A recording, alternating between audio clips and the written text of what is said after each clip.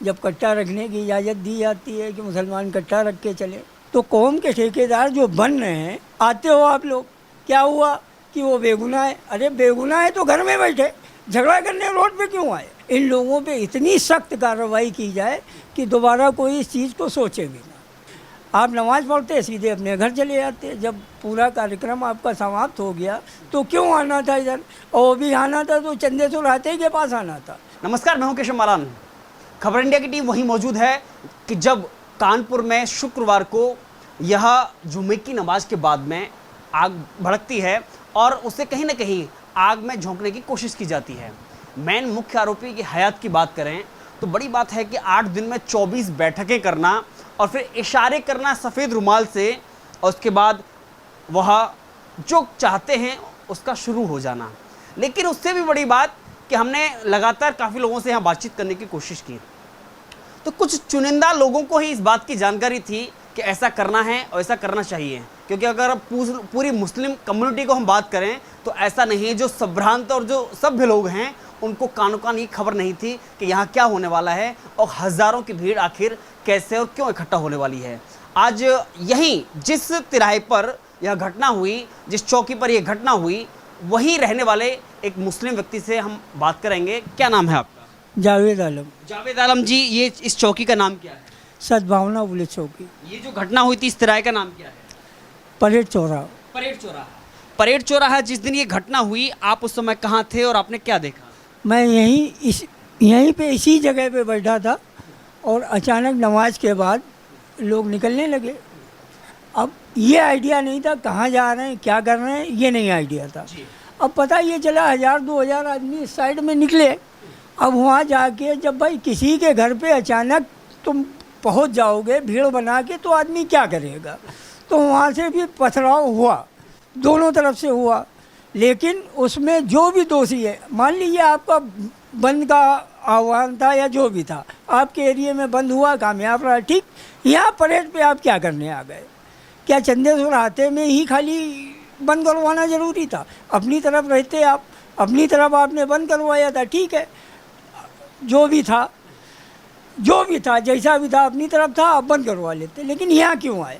यहाँ आपने इस टाइप का माहौल, कई लोगों के चोटें आई, बचपन से आज तक देखते चले आ रहे हैं। यहाँ आपस में हम लोगों का कभी कुछ नहीं होता है और ये लोग पता नहीं कहाँ से आ जाते हैं, चमनगंज मेकनगंज या कहाँ से आ जाते हैं, यहाँ परेड पे आके झगड़ा करके चले जाते हैं। हम लोग आज भी साथ में हैं, कल भी साथ में थे, पता नहीं क्यों आ जाते हैं। और हाथे के मतलब कहने का कुछ नहीं मिलता है, सिर्फ परेड चौराहे का ये चंदे चौराते ही मिलता है। मौलाना आ जाएंगे, पहले तो भीड़ वो रोक नहीं पाएंगे, फिर मौलाना आएंगे उनको कि ये सभी मतलब मासूम हैं, बच्चे हैं, इस टाइप का है। और फिर उसके बाद अरे यार, जब आपकी कोई बात नहीं मान रहा है तो आप क्यों आगे आगे उछल रहे हो, क्यों? और आए भी कहाँ पे आप? हाथे पे आए। मतलब कुल मिला के ऐसा भी कि झगड़े का एकदम जहाँ पे पॉइंट बन रहा है वहीं पे आप खड़े हुए। अब वहाँ पे भीड़ में आदमी कोई ये थोड़ी देख रहा है कि आप मौलाना क्या हो, वो तो ये दिख रहा है आप भी दंगाइयों के साथ में हो, कोई भी हो अदरवाइज। इसलिए इन लोगों के खिलाफ सख्त से सख्त कार्रवाई होनी चाहिए, जो भी थे यहाँ पे आए। और सीसीटीवी फुटेज निकाल के पुलिस, माननीय योगी जी की सरकार जो अच्छे से अच्छा काम करेगी, दोबारा ये लोग अपना कोई भी इस टाइप का काम ना कर सके। देखिए, अगर हम मुख्य आरोपी जो हयात बताया जा रहा है उसकी अगर बात करें तो पहले भी सीए एनआरसी को लेकर के बहुत लंबा यहाँ पे प्रोटेस्ट किया गया था, उसमें भी उनकी भूमिका आई। और अब जो खुलासे हो रहे हैं वो पीएफआई से उनका संपर्क मिला है। तो आखिर हयात जैसे व्यक्ति का इतनी दूर से आकर के इस तरह से नेतृत्व करके और हमला कराना, पत्थरबाजी कराना, यह कौन स्वीकार करेगा और किसकी अनुमति से? क्योंकि आप भी मुस्लिम हैं, लगातार मुस्लिम समुदाय पर यह आरोप है कि उन्होंने इकट्ठा करके जुमे की नमाज अदा करने के बाद में यह सब प्लान किया। तो आखिर किन लोगों को पता था और किन लोगों को नहीं पता था इस बारे में? ये पता उसी एरिया के लोगों को था, हम लोगों को कुछ नहीं पता था। हम लोगों को ये पता था कि दुकानें बंद होंगी, लेकिन बाद में पता ये चला राष्ट्रपति जी, प्रधानमंत्री जी, मुख्यमंत्री जी, राज्यपाल जी यहाँ पे मौजूद हैं, इसलिए इन लोगों ने अपना जो प्रोग्राम था वो आगे बढ़ा दिया। चलिए भाई, बेफिक्र हो गई कि कोई बात ही नहीं, जब आगे बढ़ गया। अब मसला यहाँ पे आया कि जुमे के बाद फ़ौरन ये लोग भीड़ बना के इस टाइप से हरकत करने के लिए आ गए, यहाँ पे निकले यहाँ से। तो भाई कुछ भी हो, किसी के दरवाजे आप जाओगे 1000-2000 आदमी लेके, तो आदमी घबराहट में या कुछ भी कर सकता है, गुम्मे भी चला सकता है, जो भी उसके पास होगा वो कर सकता है। तो कहीं ना कहीं ये एक साजिश थी कि जैसा कि आपने खुद कहा कि भाई जब जो प्रोग्राम था, हाई प्रोफाइल जो प्रोग्राम था पीएम का सीएम का, उसकी वजह से इसको टाल दिया गया था, लेकिन अचानक जुम्मे की नमाज के बाद में ये रणनीति कैसे और कब बन गई कि जो आपको पता तक नहीं चला? मतलब यही बात आ गई ना फिर इसमें, कि पहले तो ऐलान किया, जब तुम्हारे बच्चे तुम्हारी बात नहीं मानते हैं तो उस जगह पे जाने की क्या ज़रूरत थी? आप नमाज़ पढ़ते सीधे अपने घर चले जाते। जब पूरा कार्यक्रम आपका समाप्त हो गया तो क्यों आना था इधर? और वो भी आना था तो चंदेश्वर हाथे के पास आना था, ज्ञापन देने जाना था आपको, डीएम कार्यालय जाते, तहसील में जाते, जहाँ से भी आपको सहूलियत होती ज्ञापन चला जाता आपकी।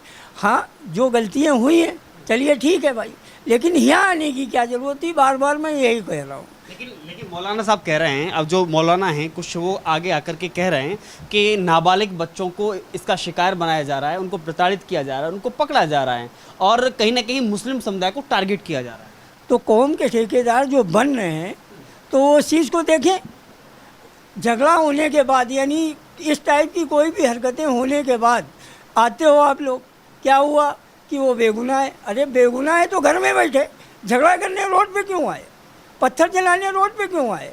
जिसका जो है कड़ी से कड़ी सज़ा मिले, जो भी है, जो भी इसमें अपराधी है, कड़ी से कड़ी सज़ा मिले उसको, चाहे वो जफ़र हयात हो या कोई भी हो, जितने भी हैं, जितने भी पुलिस और फुटेज में दिखाई दे रहे हैं चेहरे, सभी को कड़ी से कड़ी सजा मिली। कल हमने जब मुस्लिम समाज के लोगों से बातचीत किया तो उन्होंने कहा कि हम मोहम्मद पैगंबर साहब पर जो टिप्पणी की गई है उसे हम सहन बर्दाश्त नहीं करेंगे, उसके लिए हम कहीं तक भी जाना होगा, हम जाएंगे।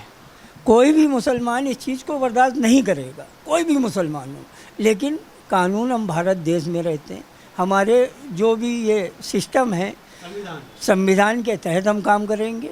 जितना भी मतलब अब ज्ञापन देना था, ज्ञापन देना चाहिए था। मोहम्मद साहब हमारे पैगंबर हैं, उनके खिलाफ कोई भी टिप्पणी या कोई भी कुछ, अब भारतीय जनता पार्टी की सरकार है, उनको निकाल दिया गया आज की डेट में।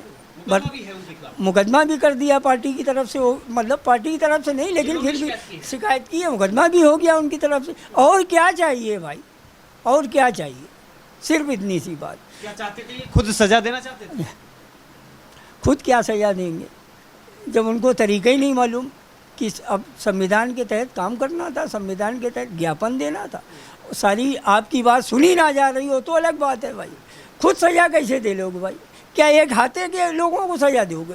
काम किया नूपुर ने, आ रहे हो आप चंदेश्वर हाथे पे, क्यों?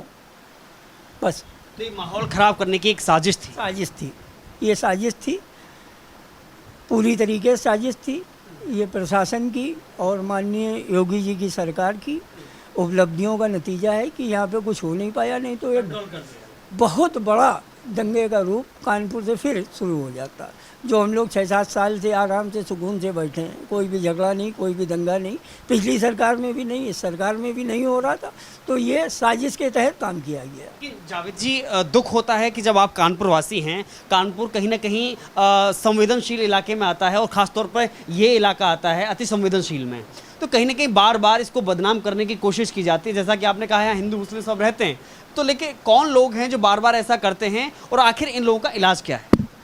इन लोगों का सिर्फ यही इलाज है, जो भी आए, जो भी पुलिस के फुटेज या सीसीटीवी में, इन लोगों पे इतनी सख्त कार्रवाई की जाए कि दोबारा कोई इस चीज़ को सोचे भी ना। योगी जी ने तो कहा है कि सब पे गैंगस्टर की कार्रवाई होगी और सब पे बुलडोजर चलाएगा। हाँ हाँ, सही है, बहुत अच्छा फैसला है कि दोबारा इस टाइप की घटना करने के लिए, तो करना तो दूर, सोचने के लिए भी उसको 100 बार सोचना पड़े कि इस टाइप की घटना नहीं हो सकती।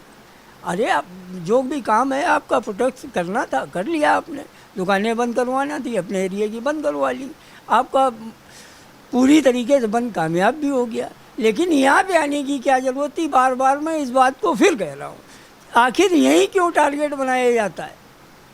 पता नहीं कहाँ के अभी हम लोग हैं, आपस में एक दूसरे से गले मिलते हैं, एक दूसरे से घर आना जाना है, अभी फ़ोन कराएं अभी सब आ जाएंगे, लेकिन ये लोग कहाँ से आ जाते हैं ये आज तक हम लोगों को खुद नहीं समझ में आता है। देखिए जावेद जी, बड़ी बात यह है, मैं आखिरी सवाल करूँगा कि आखिर ऐसे लोगों को क्या नसीहत देना चाहेंगे या फिर क्या मैसेज देना चाहेंगे जो कहीं ना कहीं हयात जैसे लोगों के बहकावे में आकर के रोड पर आ जाते हैं, पत्थरबाजी करते हैं, हथियार चलाते हैं, चाहे वो नाबालिग हो, चाहे वो बालिग हो, चाहे वो बुजुर्ग हो या मौलाना हो, कोई भी हो? ऐसे लोगों की सिर्फ इतनी सी एक बात कि हमारे देश का संविधान सबसे पहले है, और संविधान जिस काम की इजाज़त नहीं देता है वो काम हम लोगों को नहीं करना चाहिए।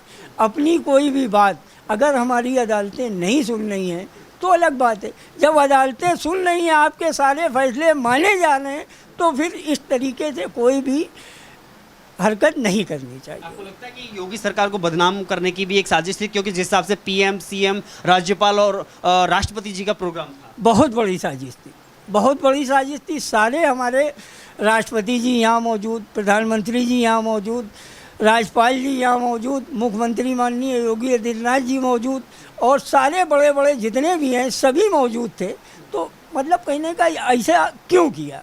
पूरी दुनिया में ये खबर फैली कि कानपुर के मुसलमानों ने इस टाइप से उसी दिन हमला किया जाके एक हाथे पे। बताइए कहाँ का इंसाफ है ये? और जो भी हैं इसमें उनको बख्शा ना जाए, चाहे वो हिंदू हों चाहे वो मुसलमान हों, किसी को भी बख्शा ना जाए। जो उपद्रवी हैं उनको कड़ी से कड़ी सज़ा मिले। 29 गिरफ्तारियां अब तक हुई हैं, उसमें से एक आरोपी ऐसा भी गिरफ्तार किया गया है पहचान के आधार पर, जिसमें बताया गया कि वह सपा का कार्यकर्ता है। तो हो प्लानिंग के तहत सब हो रहा है, तो कार्यकर्ता क्या है? अब सपा का, अब छोड़िए इस बारे में कोई बात ना करिए। सपा क्या करती है और क्या करवाती है? जब कट्टा रखने की इजाज़त दी जाती है कि मुसलमान कट्टा रख के चले, तो उसके बारे में कुछ बोलने ही नहीं। चलिए, बहुत बहुत धन्यवाद हमसे बातचीत करने के लिए। बार बार बात केवल एक ही आती है कि कुछ बाहरी लोग, हयात जैसे लोग, जफ़र हयात जैसे लोग बाहर से आते हैं और यहाँ पर इसलिए इलाके को टारगेट करते हैं कि वहाँ पर चंदेश्वर हाता है जिसमें हिंदू समाज रहता है।